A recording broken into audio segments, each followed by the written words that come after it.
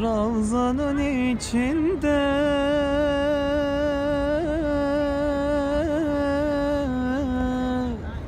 yeşil direkler,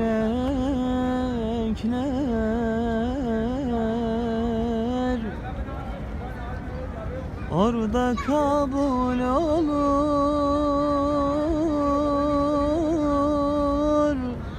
bütün dilekler.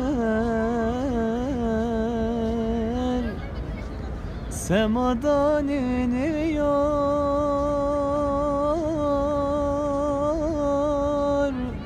bütün melekler.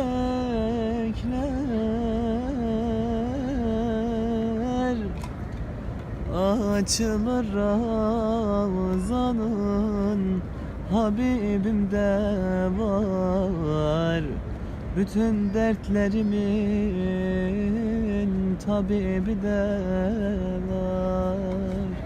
Kimler yapmış ol Ravzanın yapısı, meleklerin açmış tava kapısı. Hacerül Esved'in gelir kokusu, açın bu Ravzayı, Habibi de var. Açın bu Ravzayı, Habibi de var.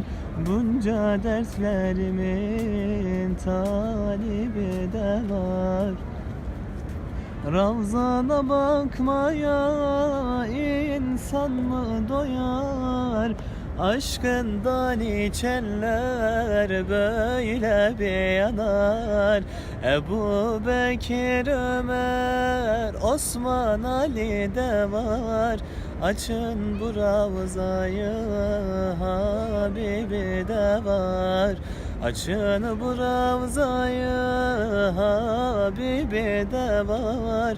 Bunca dertlerimin talibi de var.